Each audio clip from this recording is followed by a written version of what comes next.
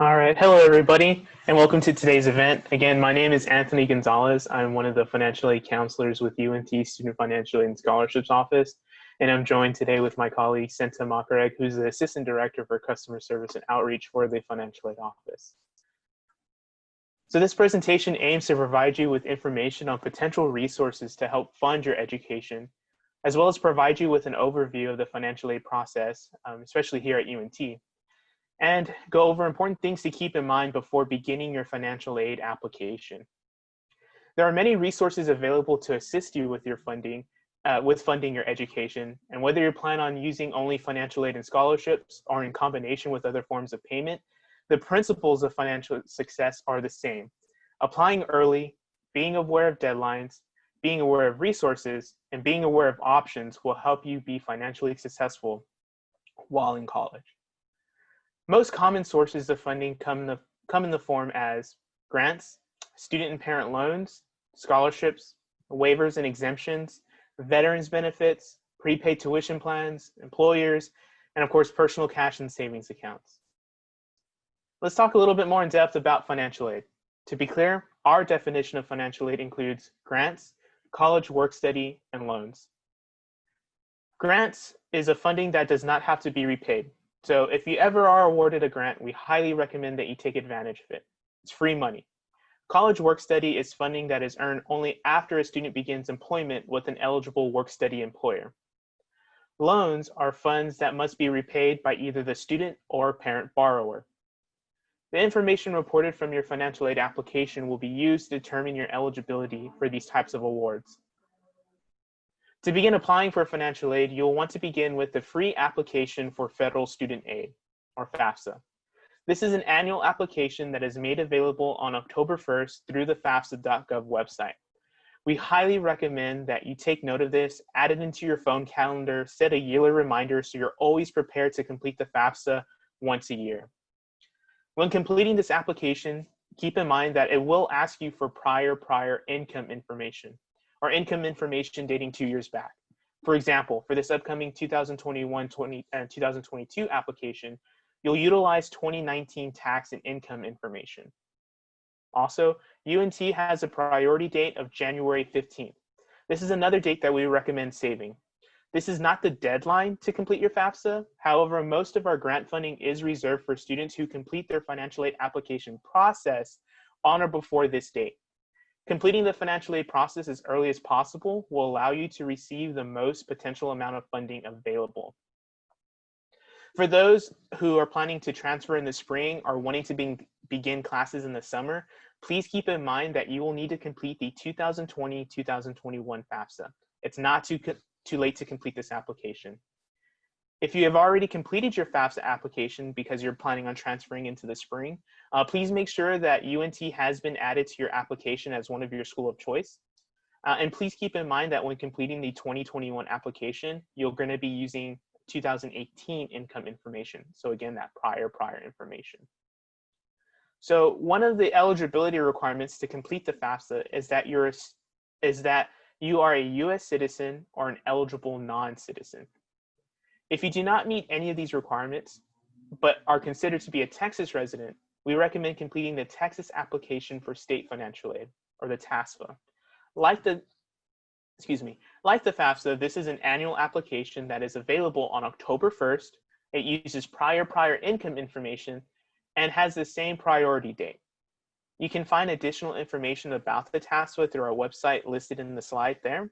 We also recommend heading on over to www.collegeforalltexans to inquire about more information about the TASFA. UNT also utilizes an e-TASFA, so an electronic TASFA application, so you can fill this out through our website. So as we have mentioned throughout this presentation so far, applying for financial aid is a process, and completing the FAFSA or the TASFA is just the first step in applying for financial aid. When you've been officially admitted to UNT, you'll gain access to your My UNT student portal. This will be your central hub in regards to financial aid, admissions, registration, and billing, as well as house additional steps needed to complete the financial application process.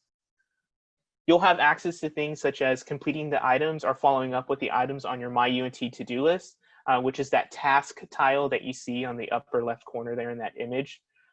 Once you've been awarded financial aid, you'll be able to accept or decline any award offers. You'll be able to monitor your federal loan debt or complete any type of loan counseling, which is a requirement to receive a federal student loan. You'll be able to monitor your anticipated aid as it disperses and applies towards your account. For those interested in summer financial aid, this is the first step in completing the summer aid interest form. It'll be done through your student portal.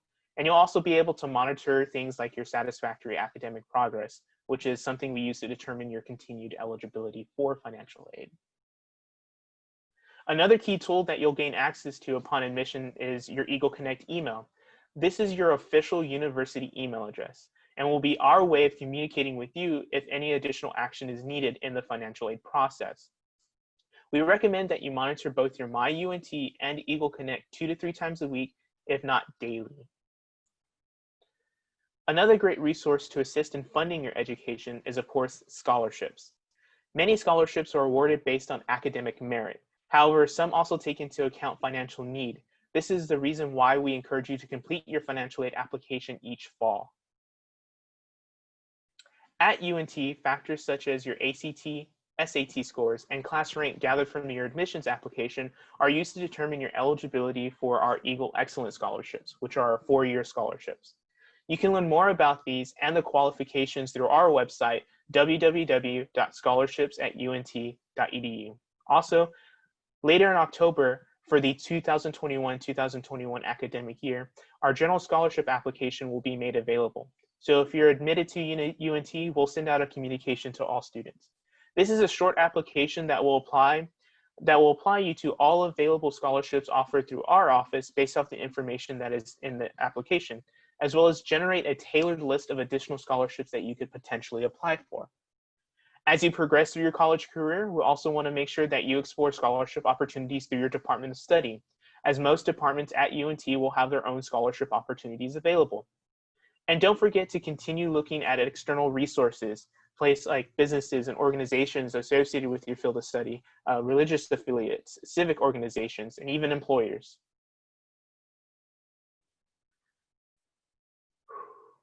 If you do receive a UNT competitive scholarship of $1,000 or more, you'll be eligible to receive a tuition waiver.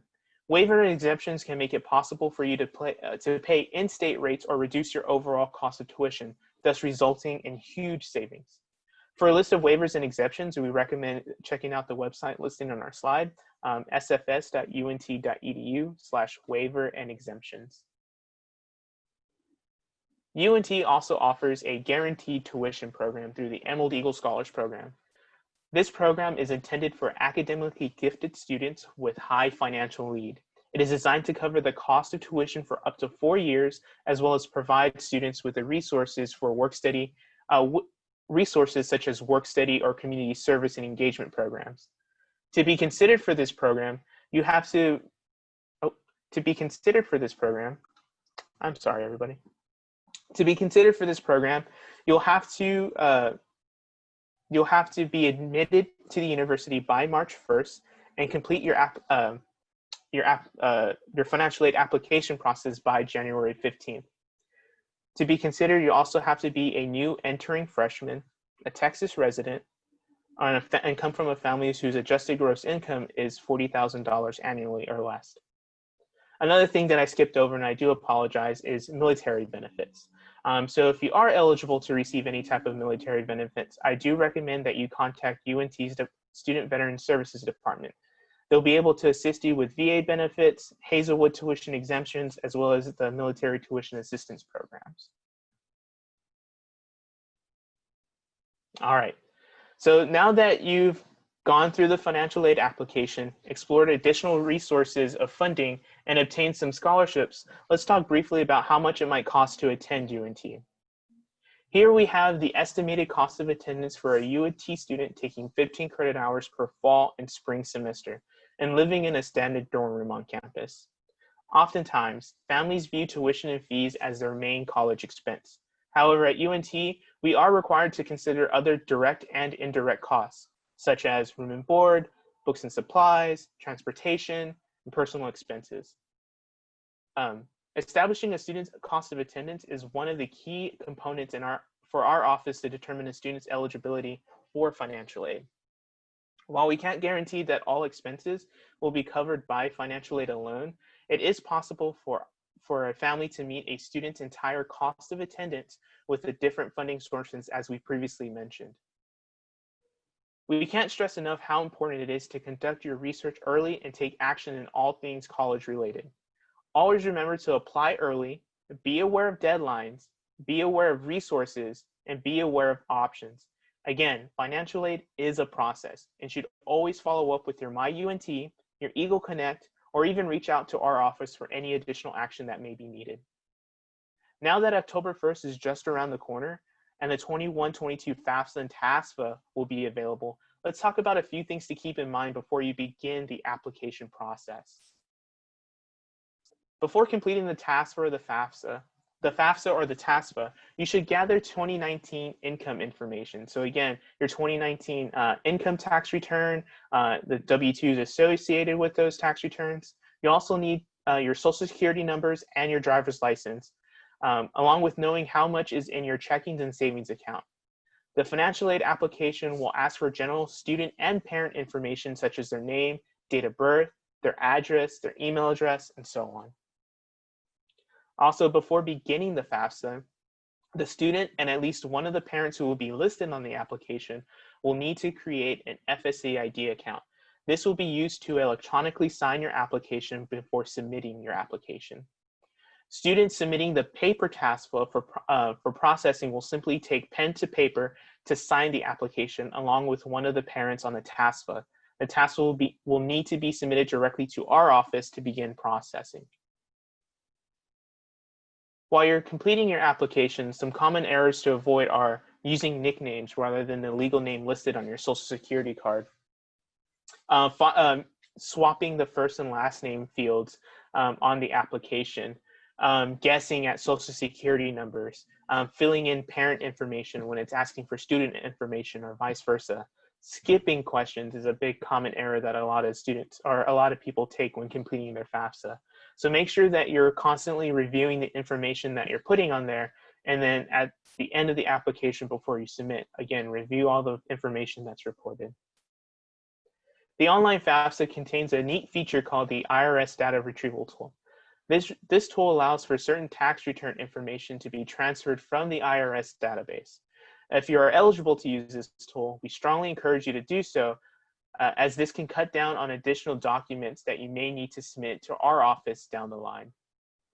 Now, once you've gathered everything and before you complete your FAFSA this coming October 1st, we highly recommend taking advantage of this neat FAFSA on the web worksheet available at studentaid.ed.gov/resources. This will help you gather all the information that you would need to put on your FAFSA application, so that way it's less fumbling around with paperwork and you kind of already know what you're looking at. About a week or two after you complete your FAFSA online, you'll receive a student aid report, or a SAR. This will be emailed to the student if an email was provided during the application process, or it'll be mailed out otherwise. This document is a summary of all the questions answered on the FAFSA. If you're needing to make corrections or update, we suggest contacting our office first, because some of these corrections and updates can be made directly from our office. You will see an estimate of federal awards. However, keep in mind that these may not be everything you will be awarded. Sometimes applications aren't fully processed, so it's important that you check the comment section of the SAR for reasons why. There may be an instance in which you will be asked to submit physical copies of your tax returns or W-2s directly to our office to verify the information that was reported. So please keep this in mind. Finally, there will be a number listed on your SAR, or student aid report, that is another key component when it comes to determining your financial aid eligibility. This number is called the Expected Family Contribution Number, or EFC. This is a representation in dollars that the federal government determines that your family could contribute towards your education over a course of 9 months or over a course of an academic year. This is something that we do not expect families to pay and is not something included in your bill. However, this is something we use to determine financial aid eligibility. If after you receive your award letter and your family has experienced a change in circumstance, such as a loss of job, a loss of a parent, benefits, or unexpected medical expenses, please reach out to our office. We can take these situations into consideration and reevaluate your financial aid eligibility. If you find yourself in a place of abuse, abandonment, or neglect from your family unit, and you cannot provide this your parent information on the FAFSA, again, you'll want to reach out to our office so we can take a look into what your situation is like and best direct you on how to proceed forward. Some important reminders and tips while you're completing and after you complete your FAFSA. Again, you want to apply to UNT as early as possible, as well as completing the FAFSA or TASFA applications as soon as possible. Again, October 1st, save it, set a yearly reminder, and UNT's priority date, January 15th, save it and set a yearly reminder. Financial aid and scholarships will have their own separate applications. So after you complete your FAFSA or TASFA, take advantage of all the scholarship opportunities available to you. Moving forward, always keep track of your tax returns and W-2s because, again, the FAFSA and TASFA are annual applications and you'll be constantly needing this information. Always follow up with your MyUNT and Eagle Connect for any additional actions requested to complete the application process, or simply reach out to our office to better assist you. Also, the FAFSA is the free application for federal student aid, so never pay anyone to complete your FAFSA for you. If you do need any assistance, we are available. You can always reach out to our office. So if you do need further assistance, please don't hesitate to reach out to us. We're here to help you. So thank you. I hope you enjoyed this presentation. I hope this was informative to you. If you have any questions, don't hesitate to ask.